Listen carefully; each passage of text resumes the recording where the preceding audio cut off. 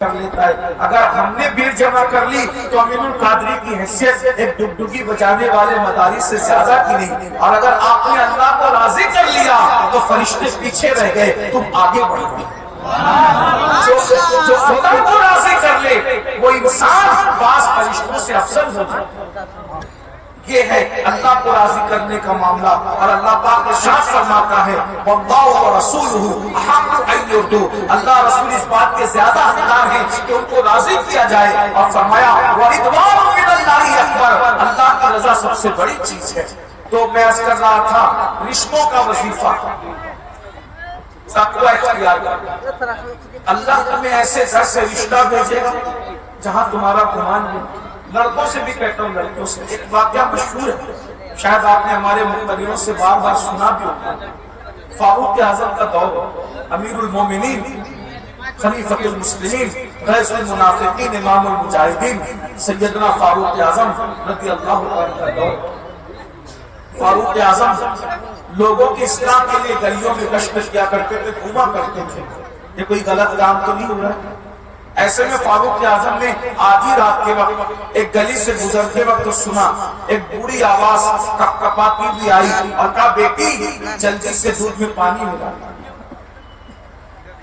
بیٹی کی طرف سے, جوان بیٹی کی طرف سے آواز آئی امی تم جانتی ہو نا کہ ہمارے خلیفہ امیر المومنین فاروق اعظم نے دودھ میں پانی ملانے سے منع فرمایا, ہم دودھ میں پانی نہیں ملائیں گے.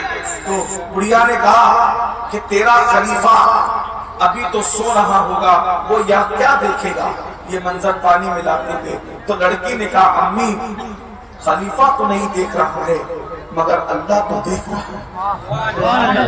خلیفہ نہیں دیکھ رہا ہے مگر اللہ تو دیکھ رہا ہے, میں دودھ میں پانی نہیں ملاؤں گی. فاروق اعظم کو یہ ادا اس لڑکی کی اتنی پسند آ گئی کہ آپ نے اس کے گھر پہ نشان بنایا اور اپنے گھر گئے. صبح کو اپنے سارے بیٹوں کو جمع کیا اور جمع کر کے کہنے لگے کہ میں بوڑھا ہو چکا ہوں, اب میں شادی تو نہیں کر سکتا, لیکن میرے بیٹوں تم میں کون ہے جو اس لڑکی سے شادی کرے جو اللہ سے ڈر کر اس کی نافرمانی نہیں کرتی. اور اس کے بعد آپ کے بیٹے تیار ہوئے اور پھر فاروق اعظم وہ رشتہ لے کر اس بڑھیا کے گھر گئے کہ تمہاری بیٹی کو میں اپنی بہو بنانا چاہتا ہوں. بتائیے کوئی بیچ میں اگوائی کرنے والا نہیں, کوئی رسائی کرنے والا نہیں, کوئی ذہن بنانے والا نہیں, کوئی لانے لے جانے والا نہیں. دونوں فاروق اعظم کے گھر کا, 3 بر اعظموں پہ حکومت کرنے والے امیر المومنین کے گھر کا رشتہ چل چل کے اس لڑکی کے پاس کیوں آیا؟ کیا اس کے حسن کی وجہ سے, کیا اس کے علم کی وجہ سے, کیا اس کے نسب کی وجہ سے, کیا اس کے خاندان کی وجہ سے, کیا اس کے قبیلے کی وجہ سے؟ نہیں, صرف اس لیے حرام کام نہیں کیا کہ اللہ دیکھ رہا ہے.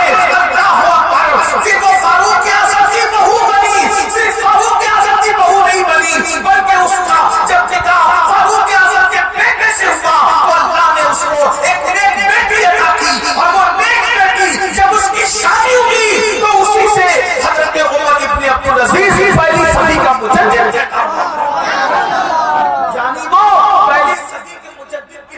بن گئی.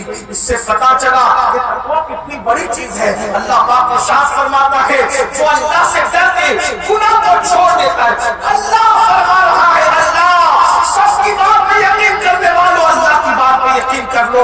اللہ فرماتا ہے جب تم اللہ سے ڈر کے گناہ چھوڑ دیتے ہو اللہ تمہیں ایسی جگہ سے روزی عطا کرتا ہے جہاں تمہارا گمان بھی نہیں جاتا. لیکن ہم تو گناہوں میں ڈوبے, سیریل ہم دیکھیں, فلمیں ہم دیکھیں, گانے ہم سنیں, غزلیں ہم سنیں, ماں باپ کی نافرمانی ہم کریں, کسی کا دل ہم دکھائیں, نمازوں کو ہم ترک کریں, پھر سوچتے ہیں کہ ہم سکون کی زندگی میں رہیں گے. ایسا کبھی نہیں ہو سکتا. قرآن کہتا ہے وَلِمَنْ خَافَ مَقَامَ رَبِّهِ جَنَّتَانِ, جو اللہ سے ڈرا, اللہ کی بارگاہ میں کھڑے ہونے سے ڈر گیا یعنی گناہ چھوڑ دیا, اللہ اسے 2 جنتیں عطا فرماتا ہے. صوفیہ فرماتے ہیں 2 جنتیں اللہ اسے دے گا, لیکن 2 جنتوں کا ایک مطلب یہ بھی ہو سکتا ہے کہ اللہ اس کو آخرت میں بھی جنت دے گا اور اس کی دنیا کو بھی اللہ جنت بنا دے گا. یعنی ہر راحت عطا کرے گا, ہر آرام عطا کرے گا, ہر سکون عطا کرے گا. تو روایت سن لیں, آقا اسلام فرماتے ہیں بے نمازی پر جو 12 مصیبتیں آتی ہیں, پہلی مصیبت یہ کہ اللہ اس کے چہرے کی نورانیت چھین لے.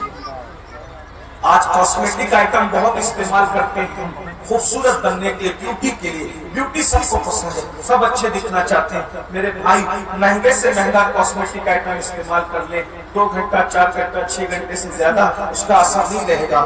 لیکن اگر نماز کی بنیاد پہ نورانیت ملے گی, زمین پہ بھی چمکو گے, جنازوں میں بھی چمکو گے, قبر میں بھی چمکو گے, اور قیامت کے دن بھی تمہارا چہرہ چودھری رات کی چاند کی طرح چمکے گا.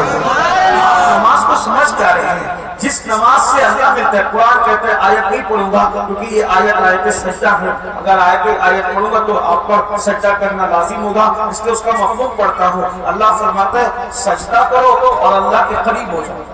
سجدہ کرو, مفہوم پیش کرو, یعنی جو سجدہ کرتا ہے اس کو اللہ مل جاتا ہے. تو جس سجدے سے اللہ مل جاتا ہے اس سجدے کی برکت سے کیا نہیں مل سکتا؟ جس سجدے کی برکت سے جنت ملتی ہے اس سجدے کی برکت سے کیا نہیں مل سکتا؟ تو پہلی چیز, بے نمازی کے چہرے سے نور چلا جاتا ہے. آج آپ دیکھیے, پہلے مومن کو دیکھو تو اس کو دیکھ کر خدا یاد آتا تھا, اور آج کل مسلمانوں کو دیکھو تو ان کے چہروں میں اور غیر مسلموں کے چہرے میں کوئی فرق نظر نہیں آ رہا ہے. کہیں کسی بستی میں جاؤ تو ڈر لگتا ہے سلام کرے کہ نہ کرے.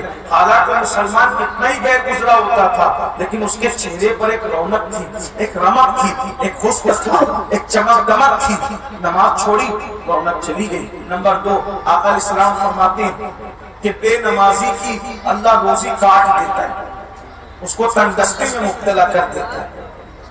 اور پھر میرے آقا صلی اللہ علیہ وسلم ارشاد فرماتے ہیں تیسری چیز, اللہ بے نمازی کی عمر بھی کم کر دیتا ہے, روزی بھی کاٹ دیتا ہے اور اس کی عمر کم کر دیتا ہے. اور جنہوں نے 15 مصیبتیں بیان کی ہے وہ 2 چیز اور ایڈ کرتے ہیں. نمبر 1 کہ اللہ بے نمازی کو مرنے سے پہلے دنیا میں ذلیل کرتا ہے, اس کے بعد اس کو موت آتی ہے. اور نمبر 5 جو ہے وہ اللہ تبارک و تعالی نیکوں کی دعا سے اس کا حصہ ختم کر دیتا ہے. یعنی نیک سے نیک بندہ اس کے لیے دعا کرے گا تو اس کو اس کی دعا سے برکت نہیں ملے گی. آپ ولیوں کو لاتے ہو, پیروں کو لاتے ہو, بزرگوں کو لاتے ہو, حضرت ہمارے دعا کریں, ہمارے دعا کریں, حضرت تو دعا کریں مگر آپ کو دعا لگ نہیں رہی ہے, کیونکہ اللہ کے رسول نے فرمایا بے نمازی کو اللہ نیکوں کی دعا سے اس کا حصہ ختم کر دیتا ہے. میرے بھائیوں, نماز پڑھیے. اب نماز کا وقت بھی ہو گیا, مغرب کے وقت سے کچھ وقت زیادہ ہو گیا, بس میں اتنا کہوں گا نماز کی پابندی.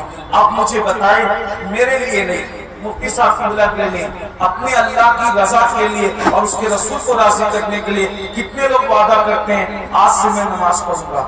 کتنے لوگ وعدہ کرتے ہیں؟ ماشاءاللہ. دیکھتے ہیں ذرا, اگر ہاتھ نہیں بھی اٹھاؤ گے تو بھی نماز فرض ہے. ذرا ہم دیکھتے ہیں, اٹھا کے رکھے, دیکھتے ہیں ذرا کتنے عاشقان رسول ہیں. ماشاءاللہ, سبحان اللہ, ارے واہ, ماشاءاللہ. اٹھا کے رکھیے, اٹھا, ان علماء کو گواہ بنائیے, فرشتوں کو گواہ بنائیے. ماشاءاللہ, پہلے بھی اٹھا رہی ہے, اللہ ان کو نہیں کہا گیا لیکن وہ بھی اٹھا رہی ہے, بہت اچھی بات ہے. اٹھا کے رکھیے تو ذرا ہم لوگ دیکھیں کتنے لوگ پڑھیں گے. وہ لوگ پڑھو گے انشاءاللہ نماز. ایک بات کہہ جاتا ہوں, اگر آج سے آپ نے نماز شروع کر دی, اللہ آپ کو دنیا کی ہر کامیابی عطا کرے گا.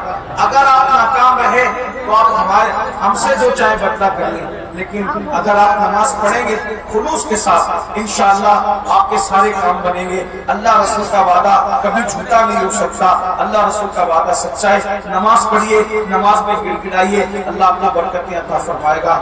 اور آپ نے بڑی محبت دی, بڑا پیار دیا, اللہ تبارک و تعالیٰ آپ کو جزائے خیر عطا فرمائے. کیونکہ ہمیں دوسرے پروگرام میں بھی جانا ہے, اس لیے ہم یہاں زیادہ دیر نہیں رک سکتے. غالباً آپ کا پروگرام چلتا رہے گا, اب اس کے بعد بھی چلے گا نہیں, رات کو بھی یہ پروگرام چلے گا. بہت بڑے بڑے مقرر لوگ آئیں گے, آپ سے خطاب کریں گے, آپ ان کی گفتگو بھی, ان کی تقریر بھی سنیے. اللہ تعالیٰ ہم سب سے حامی و ناصر ہو. گفتگو کے درمیان اگر کوئی غلطی ہو تو اللہ تعالیٰ معاف کرے.